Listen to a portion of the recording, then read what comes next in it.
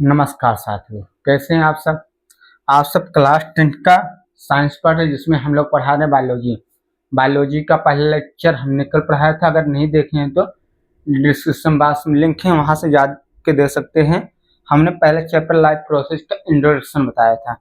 उसमें जो हमारे मुख्य 4 टॉपिक थे, पोषण, शोषण, परिवहन और उत्सर्जन, इन सबके 2 मार्क्स में बोर्ड एग्जाम में किस हिसाब से क्वेश्चन पूछे जाते हैं उसका आंसर कितना लिखना होता है, उतना कल के वीडियो हमने बताया था। उसमें हमने विषमपोषी और समपोषी जो है उसमें से हमने स्वपोषी इसके बारे में भी पढ़ा दिए थे। जैसे बोर्ड एग्जाम में स्वपोषी के बारे में पूछ लिया गया तो उसको हम कितना लिखेंगे उसके बारे में पढ़ा दिया गया था। तो हमारा जो आज टॉपिक है पोषण के प्रकार, तो पोषण प्रकार जो है 2 होते हैं, एक स्वपोषी होती है, एक विषमपोषी होती है। तो स्वपोषी में हमारे पौधे आते हैं जो अपना भोजन स्वयं बनाते हैं, किसी दूसरे सजीव पर निर्भर नहीं होते हैं, ये हमारे स्वपोषी कहलाते हैं। और जो हमारे विषमपोषी होते हैं ये अदर जीव पर निर्भर होते हैं, अदर सजीव पर निर्भर होते हैं, ये विषमपोषी कहलाते हैं, जैसे जीव जंतु। तो कल क्लास नहीं देखे तो कल क्लास में है हमने इसके विषय में बताया था, तो जाके डिस्क्रिप्शन बॉक्स में लिंक है तो देख सकते हैं। इंट्रोडक्शन बताने के पश्चात पोषण के बाद न्यूट्रिशन बताए थे। पोषण के आधार पर सजीवों का वर्गीकरण स्वपोषी के बारे में हमने पूरा बता दिया। स्वपोषी में जो हमारे हैं, स्वपोषी में अपना भोजन स्वयं बनाते हैं सजीव। कैसे बनाते हैं? प्रकाश संश्लेषण द्वारा। प्रकाश संश्लेषण क्या है, बोर्ड एग्जाम में पूछा गया सवाल है, तो ये हमने कल के वीडियो में बता दिया था। ये वायुमंडल से कार्बन डाइऑक्साइड लेते हैं और जमीन से जल लेते हैं और प्रकाश उपस्थिति में क्या बना देते हैं, ग्लूकोज, ऑक्सीजन और जल बना देते हैं। ये हमने कल के वीडियो में चर्चा कर लिए थे। इसमें क्या क्या इसके मुख्य घटनाएं हैं और ये ओपन रंध्र और क्लोज रंध्र का मतलब क्या है, स्टोमेटा का मतलब क्या है, इसका आकार क्या होता है, इन सब की चर्चा हमने कल क्लास में देखा था। अगर नहीं देखे हैं तो जाके देख सकते हैं, अभी भी है टाइम, देख के फिर इसका ये लेक्चर को देखिए तब आपको समझ में आएगा। तो आज का जो टॉपिक हम लोग को रहने वाला है वो टॉपिक हमारा है विषमपोषी। पहला इसको तो हमने कंप्लीट कर दिया, ये वाला कंप्लीट हो गया, अब इसको कंप्लीट करेंगे। चलिए तैयार है तो वीडियो क्लास तक जुड़े रहिए।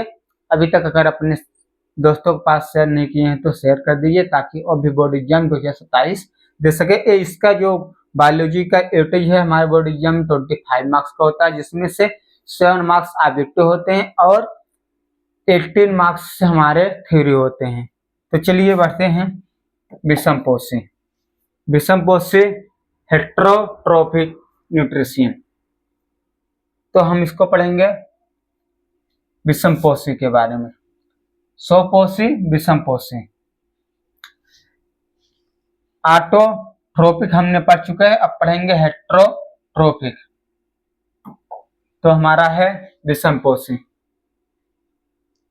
विषमपोषी मतलब इसमें हमारे क्या होंगे, दूसरे सजीव की आवश्यकता होती है। तो हम लोग लिख सकते हैं ओ सजीव जो अपना भोजन स्वयं नहीं बना सकते हैं, और सजीव जो अपना भोजन स्वयं नहीं बना सकते, दूसरे जीवों पर निर्भर रहते हैं, उन्हें विषमपोषी कहते हैं। जैसे उदाहरण के अमीबा, मानव, कवक मतलब फुंगी, पशु आदि, यानी जीव जंतु। जो हमारे जीव जंतु आएंगे ये क्या कहते हैं, ये अपना भोजन स्वयं नहीं बनाते हैं, दूसरे जीव या सजीव पर निर्भर होते हैं। जीव या सजीव पर निर्भर होते हैं, उन्हें विषमपोषी कह लेते हैं। उसमें तो ऑटोट्रोपिक में हम लोगों ने देखा, स्वपोषी में अपना भोजन स्वयं बनाते हैं, प्रकाश की उपस्थिति में स्वयं बनाते हैं, हरे पेड़ पौधे आगे। लेकिन विषमपोषी में ऐसे सजीव जो अपना भोजन स्वयं नहीं बनाते, दूसरे जीवों पर निर्भर होते हैं, उन्हें विषमपोषी कहते हैं।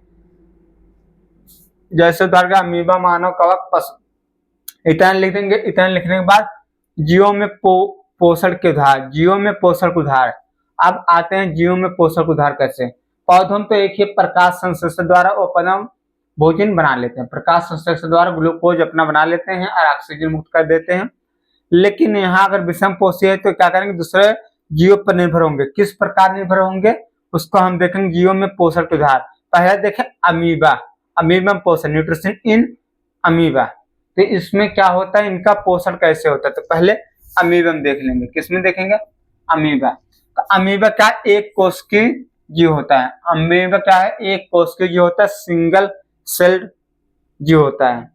इसलिए इसमें कोई विकसित या जटिल पाचन तंत्र नहीं पाया जाता है। अगर ये सिंगल कोश की है, एक कोश की है, तो इसमें कोई विकसित या जटिल पाचन तंत्र नहीं पाया जाएगा। एक कोश की है तो इसमें कोई जटिल पाचन तंत्र जंतुओं की तरह नहीं होगा। जंतुओं में पूरे तो क्या होता है, एक पाचन सिस्टम होता है, पाचन तंत्र होता है, जबकि एक कोश की है इसलिए इसमें जटिल पाचन तंत्र नहीं पाया जाएगा।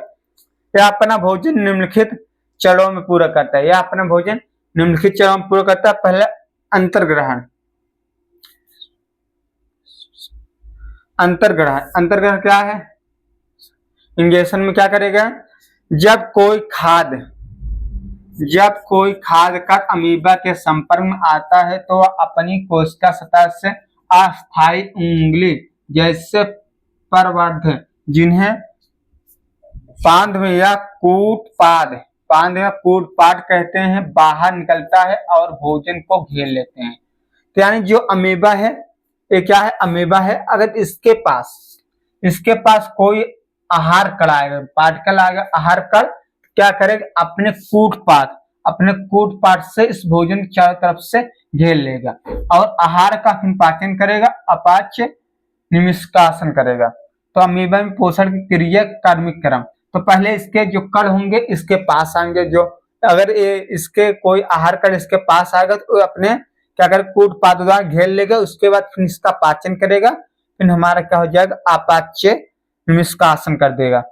तो हमारे ए है। अगर डायग्राम बोर्ड एग्जाम ऐसे बनाते हैं तो आप पहले एक अमीबा डायग्राम बनाएंगे, फिर इसमें क्या करेंगे, इसके पास आहार कण है, फिर क्या किया, कूटपाद से क्या किया, चारों तरफ से घेर लिया, फिर इसका पाचन हुआ, फिर हमारा निष्कासन हो गया।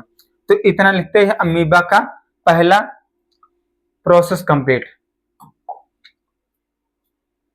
पाचन क्या है, इसमें आप पाचन कैसे करेगा, पहले तो हमारा क्या था, अंतर्ग्रहण करना। अब इसकी पाचन कैसे करेगा, पाचन में हमारा कूटपाद मिलकर एक खाद्य रिक्तिका फूड वैक्यूल का निर्माण करते हैं। इस रिक्तिका के अंदर जटिल पदार्थ सरल पदार्थों में टूट जाते हैं। कूटपाद मिलकर एक खाद्य रिक्तिका का निर्माण करते हैं। इस रिक्तिका के अंदर जटिल पदार्थ सरल पदार्थों में टूट जाते हैं। जो हमारा जटिल पदार्थ है सरल पदार्थों में क्या होंगे, टूट जाएंगे, ये होते हैं। तो कूटपाद जो भोजन घेरा गया है तो इसमें क्या होगा, रिक्तिका, खाद्य रिक्तिका निर्माण होगा। इस रिक्तिका के अंदर जटिल पदार्थ सरल पदार्थों में टूट जाते हैं। अवशोषण या स्वांगीकरण, ये क्या है, एब्जॉर्प्शन क्या है, तो इसमें पचा हुआ भोजन कोशिका द्रव्य में विस्तृत अवशोषित हो जाता है और अमीबा की वृद्धि के काम आता है। देखो इसमें जो होता है पचा हुआ भोजन कोशिका द्रव्य में विस्तृत हो जाता है। पचा हुआ जो भोजन होता है वो कोशिका द्रव्य में विस्तृत हो जाता है या अवशोषित हो जाता है, विस्तृत या अवशोषित हो जाता है कोशिका द्रव्य में, और अमीबा की वृद्धि में काम आता है। और अमीबा की वृद्धि में काम हो, जब वो क्या हुआ, कोशिका द्रव्य अवशोषित कर लिया तो अमीबा क्या हो जाएगा, वृद्धि होगा, उसके वृद्धि में कार्य करेगा। जैसे मनुष्य भोजन करेगा तो मनुष्य के भोजन का जो होगा वो उसके शरीर की वृद्धि में कार्य करेगा। उसी प्रकार अमीबा में पचा हुआ भोजन कोशिका द्रव्य में अवशोषित होगा तो अमीबा के वृद्धि में कार्य करेगा। बाह्यक्षेपण क्या है, बाह्यक्षेपण बचा हुआ अपशिष्ट पदार्थ भोजन, बचा हुआ अपशिष्ट पदार्थ अधपचा, बचा हुआ अपशिष्ट पदार्थ जो नहीं अधपचा, जो पचा हुआ नहीं है, अपशिष्ट पदार्थ क्या होगा, जो अधपचा है, कोशिका की सतह की ओर गति करता है और शरीर से बाहर निकल जाता है। कोशिका की सतह की ओर गति करता है और शरीर से बाहर दिया जाता है। कोशिका की सतह को गति करता है और शरीर से बाहर निकाल दिया जाता है। तो हमारे क्या है, बाह्यक्षेपण। तो जो अधपचा है, जो पचा नहीं पाया, जो एब्जॉर्ब नहीं हो पाया कोशिका द्रव्य में, एक कोशिका की सतह की ओर गति करेंगे और शरीर से बाहर निकाल दिए जाएंगे। खाद्य कण जैसे कूटपाद द्वारा घेरना, पहले क्या होगा, इसका जाकर अगर एरो निशान बनाएंगे तो खाद, देखो पहले खाद कण होगा, फिर इसको कूट पाद द्वारा घेरना, फिर इसको क्या है, खाद रिक्तिका का निर्माण करना, खाद रिक्तिका का निर्माण करना, फिर पश्चात पाचन व अवशोषण, फिर क्या करना, पाचन और अवशोषण, फिर अपशिष्ट पदार्थ को बाहर निकालना। तो कितने चरण हो गए, फर्स्ट चरण, सेकेंड, थर्ड, फोर्थ, फिफ्थ, यानी 5 चरणों में इसका कंप्लीट हो गया। कितने चरण में, हमारे 5। फर्स्ट है, फर्स्ट चला, सेकेंड, थर्ड, फोर्थ, फिफ्थ। तो पहले में इसके जो खाद, पहले अमीबा के पास जब खाद कण आएंगे, अमीबा के पास जब खाद कण आते हैं तो क्या करेगा, उससे कूट पाटों द्वारा घेरेगा, घेरने के बाद खाद रिक्तिका का निर्माण होगा, घेरने के बाद खाद रिक्तिका का निर्माण होगा, उसके बाद खाद रिक्तिका का निर्माण होते जैसे हमारे जठराशोथम मानव में वैसे खाद रिक्तिका का निर्माण करेगा, फिर पाचन व अवशोषण करेगा, पाचन और अवशोषण करेगा। अब जो अवशोषण नहीं कर पाया है, जो अधपचा है, उस अपशिष्ट पदार्थ को बाहर निकाल करेंगे। इतने 5 चरण हमारा कंप्लीट हो जाता है। तो सबसे खास बात है खाद रिक्तिका का निर्माण, इसी का निर्माण होने से पाचन और अवशोषण होता है। तो ऑब्जेक्टिव क्वेश्चन बनेगा कि जब अमीबा भोजन को कोट पादों द्वारा घेर लेता है तो किसका निर्माण करता है, खाद रिक्तिका का निर्माण करता है। किसका, खाद रिक्तिका, फूड वैक्यूल का निर्माण करता है, फूड वैक्यूल का निर्माण करता है। इतना समझ में आ गया, तो नोट कर लीजिए पाचन के चरण। पहले इसको नोट करिए, पहले इसको नोट करिए, विषमपोषी, तो इसके 1-2 नंबर के लिए काफी है। जो अपना भोजन स्वयं नहीं बनाते, दूसरे जीव पर निर्भर करते हैं, विषमपोषी कहते हैं। जीवों में पोषण के उदाहरण, तो अमीबा में पोषण, सबसे पहले अमीबा पोषण में कैसे होगा, अमीबा एक कोश के, इसके बाद लिखेंगे ना, फिर इसके जो चरण है स्टेप बाय स्टेप क्या है, अंतर्ग्रहण है, अंतर्ग्रहण में क्या होगा, फिर हमारा पाचन क्या है, पाचन के बाद अवशोषण क्या होगा, और बस क्षेपण क्या होगा। ये सब छोटे छोटे हेडिंग लिखने के बाद हम लोग अगर एक सिंगल लाइन में देखें, सिंगल डायग्राम बना, तो सिंगल डायग्राम में जो है खाद कण आएगा, खाद कण को अमीबा कूट पादों द्वारा घेरेगा, घेरने के बाद खाद रिक्तिका का निर्माण करेगा, खाद रिक्तिका के निर्माण होने के बाद पाचन और अवशोषण होगा, जो अधपचा रह जाएगा वो अपशिष्ट पदार्थ बाहर निकल जाएगा। इतना है।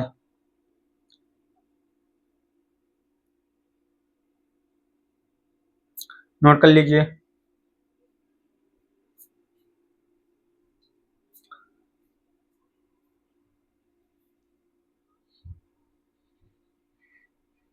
अगर इसके पहले क्लास नहीं देखे हैं तो आप डिस्क्रिप्शन बॉक्स में प्ले लिस्ट इसका है, लिंक है, वहां से जाके पूरी क्लास आप देख सकते हैं, जितना पढ़ाया जा चुका है अब तक।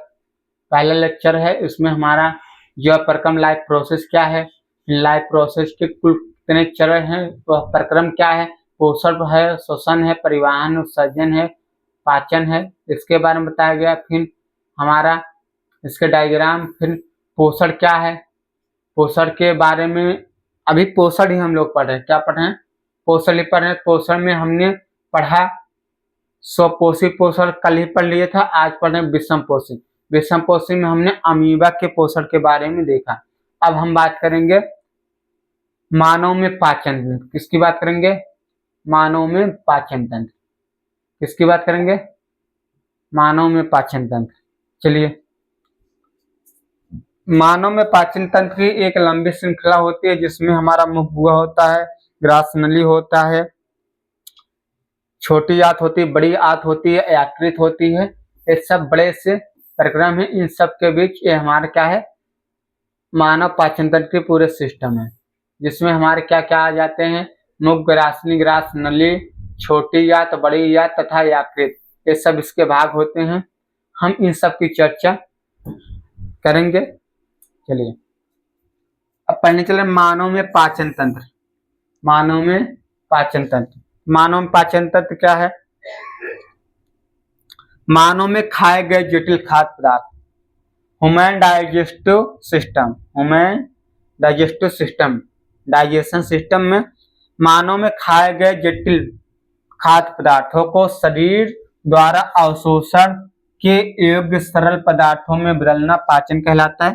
तो मानव जो जटिल पदार्थ खाद्य पदार्थों को खाते हैं उसका अवशोषण योग्य सरल पदार्थों में बदलना, अवशोषण है सरल पदार्थ, अवशोषण है यानी अब्जॉर्ब है सरल पदार्थों में बदलना पाचन कहलाता है।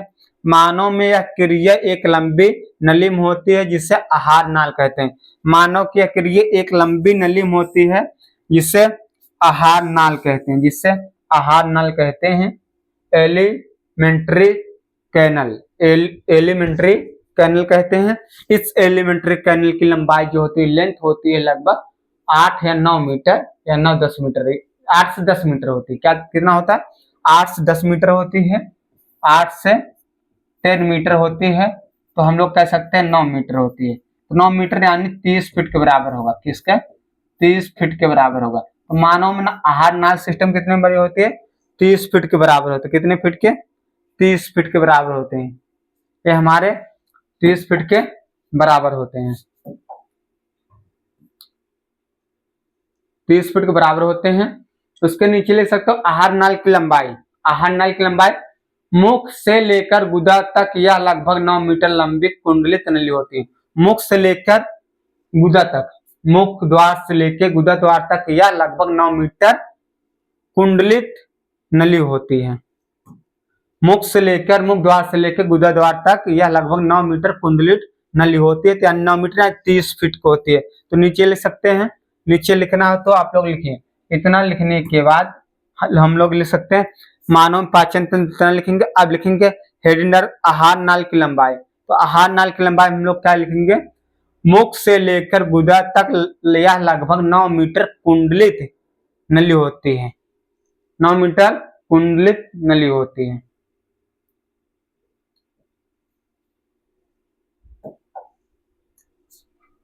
कहां से कहां तक? आहार नाल की लंबाई। अगर यहां लिखेंगे आहार नाल की लंबाई, आहार नाल की लंबाई, आहार नाल की लंबाई, तो हमारा मुख से लेकर, मुख यानी मुख, मुख हुआ, मुंह से लेकर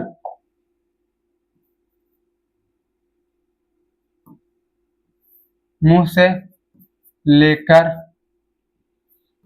गुदा, गुदा द्वार यानी नीचे का गुदा द्वार, गुदा द्वार, गुदा द्वार तक की, तक की लंबाई, लंबाई जो लगभग 9 मीटर कुंडलित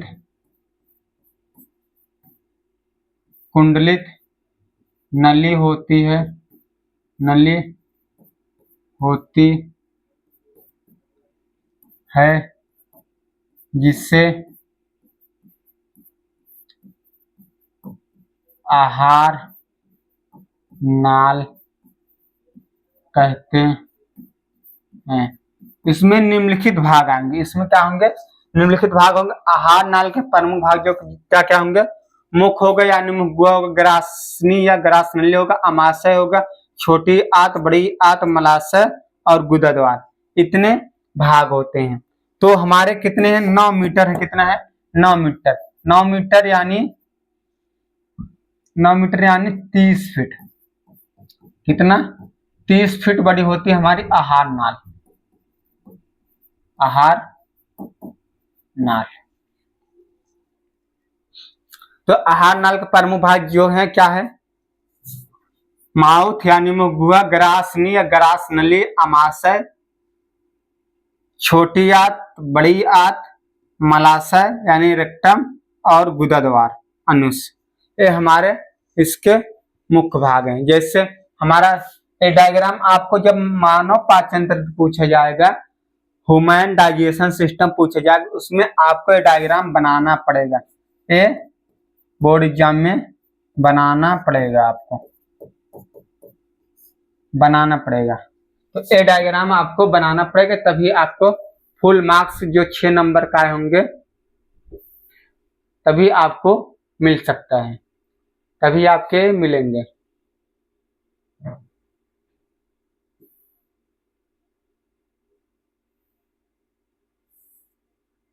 तो अगर ये बेसिक परिचय पूछेगा, बेसिक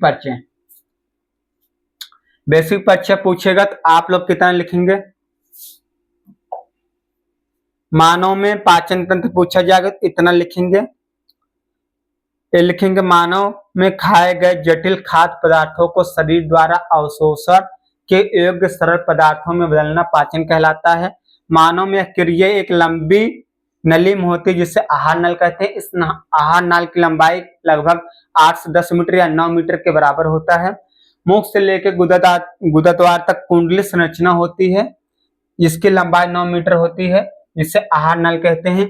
इस आहार नल के विभिन्न प्रमुख भाग होते हैं, जैसे हमारा मुख, गुहा, ग्रासनी, ग्रासनली, अमाशय, छोटी आंत, बड़ी आंत, मलाशय और गुदद्वार। तो इसमें हम लोग जो है डायग्राम बनाना अनिवार्य है। डायग्राम बनाएंगे तो इसमें सबसे ऊपर क्या लिखेंगे?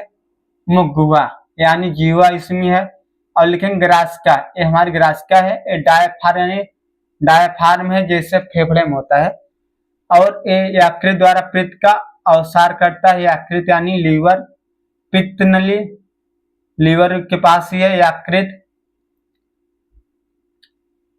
यकृत यानी लीवर। अमाशय, अमाशय यानी पेट, अमाशय हम लोग क्या बोलते हैं? पेट बोलते हैं। पेट यानी जिसमें जठरस होता है जो भोजन को एक गाढ़े घोल के रूप में बदल देता है। अग्न्याशय, ठीक इसी अमाशय के नीचे हमारा क्या है? अग्न्याशय। अग्न्याशय और लीवर अलग अलग है। यकृत है, अग्न्याशय है, अमाशय। ये अमाशय है, ये अग्न्याशय है, ये लीवर है। लीवर यानी यकृत। फिर आते हैं हम छोटी आंत में, जो अंदर वाला भाग है ये छोटी आंत है।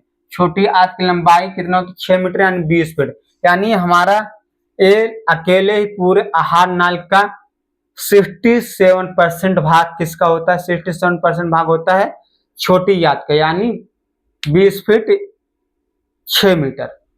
और उसके बाद हमारे आते हैं बड़ी आंत। बड़ी आंत के बाद हमारे आते हैं गुदद्वार। तो यहाँ से लेके यहाँ तक जो कुंडली संरचना है इसी को बोलते हैं आहार नाल, जिसकी लंबाई कितनी होती है? 9 मीटर होती है, लगभग 30 फीट होती है। तो ये डायग्राम बनाना अनिवार्य है। अब इसके बारे में अगर ये इस शरीर में पाचन कैसे करता है, मानव डाइजेशन सिस्टम, डाइजेस्टिव सिस्टम, मानव पाचन तंत्र के बारे में इतना तो जानकारी हुआ बेसिक। एक पाचन कैसे करता है, हमारा भोजन का पाचन कहाँ कहाँ होता है, ये सब भी इसी में है। तो अगर वो इतने बड़े आएंगे तो हमारे कम से कम आ सकते हैं 6 नंबर क्वेश्चन। कितने? 6 नंबर के। अगर बेसिक जानकारी कितना 6 नंबर पाने के लिए आपको लिखना पड़ेगा पूरे डायग्राम बनाने के बाद। उसमें आपको लिखना पड़ेगा मुख गुहा में किसका पाचन होता है। जैसे कार्बोहाइड्रेट हमारा मुख में पाचन हो जाता है, ग्रासनी, डायफ्राम, यकृत यानी अमाशय और अग्न्याशय। अमाशय में किसका पाचन होता है? अमाशय का क्या है? छोटी आंत का क्या कार्य? छोटी आंत भोजन कैसे उपचार करता है। इन सबको अगर लिखेंगे तो आपको 6 नंबर में आएगा। 6 नंबर की चर्चा हम करेंगे कल के वीडियो में। तो आज इतना बेसिक इंफॉर्मेशन है। तो कल हम पढ़ेंगे पाचन में सहायक प्रमुख ग्रंथि। कल की क्लास में पढ़ेंगे पाचन में सहायक प्रमुख ग्रंथि क्या क्या है, कौन ग्रंथि उत्पन्न करती है, और हमारा मानव में संपूर्ण पाचन तंत्र क्या है, मुख गुहा में किसका पाचन होता है, छोटी आंत, बड़ी आंत, ग्रास नली में एक किसका पाचन करते हैं, और एब्जॉर्ब कैसे करते हैं, अग्न्याशय का काम है, लीवर का काम है। ये सब कल के वीडियो में पढ़ेंगे। कल हमारा जो है सिर्फ किसका होगा? सिर्फ मानव पाचन तंत्र, मानव डाइजेस्टिव सिस्टम। तो कल का जो हमारा क्लास रहेगा सिर्फ मानव डाइजेस्टिव सिस्टम, उसको अच्छे से बेहतर तरीके से बताया जाएगा ताकि आपको सारे टॉपिक जितने भी हैं सब क्लियर हो जाए। अभी तो आपने बेसिक चीज आहार नाल के प्रमुख भाग देख लिया। आहार नाल के प्रमुख भाग अगर सीरियस देखना तो आप मुख है, ग्रासनली है यानी ग्रासनली, अमाशय है, छोटी आंत है, बड़ी आंत है, मलाशय यानी रेक्टम, और गुदा द्वार ये है। तो कल के वीडियो में आप लोग जुड़ना ना भूले। कल के वीडियो में आपको पढ़ाया जाएगा मानव पाचन तंत्र। मानव पाचन तंत्र को हम लोग कल अच्छे से पढ़ेंगे, उससे अच्छे से इस प्रकार पढ़ेंगे ताकि हमें पाचन सिस्टम पूरा समझ में आ जाए, और बोर्ड एग्जाम में आएगा तो हम अपना पाचन सिस्टम का डायग्राम बनाएंगे और उसके विषय में लिखेंगे सीक्वेंस से, तो हमें 6 नंबर पूरे के पूरे मिलेंगे। चलिए, इससे पहले जो जो पढ़े हैं आप रिवीजन कर लीजिए। इससे पहले आप लोग क्या क्या पढ़ा? पाचन। पाचन हमारा किसका? अमीबक पढ़ा गया। इसके पहले किसका पढ़ा गया? अमीबा में। अमीबा क्या है? विषम पोषी। क्या है? विषम पोषी। अपना भोजन नहीं बनाता है, जिस प्रकार मानव भी अपना भोजन नहीं बनाते हैं, उस प्रकार अमीबा भी उसके पास के भोज पदार्थ आते हैं उसको क्या कर लेते हैं? एब्जॉर्ब कर लेते हैं। उसके कल के वीडियो में हमने देखा ही था कि स्वपोषी क्या है। कल के वीडियो में हमने स्वपोषी देख लिया था। तो आज के वीडियो में हमने स्वपोषी जो कल देखा था उसकी चर्चा किए हैं, और हम विषम पोषी पढ़ाए हैं। और हम किसके? तो इस वीडियो में हम मानव पाचन तंत्र का सिर्फ परिचय देखें। मानव पाचन तंत्र का के बारे में जाना है। अभी जाने मानव पाचन तंत्र, उसको कल एकदम जिस हिसाब से बोर्ड एग्जाम में आपको क्वेश्चन पूछे जाते हैं उस हिसाब से कल पढ़ेंगे। कल का वीडियो देखना ना भूले। आज के लिए इतना ही, मिलेंगे अगले वीडियो में। जय हिंद, जय भारत। अपना ध्यान रखिए और पढ़ाई पे ध्यान दीजिए।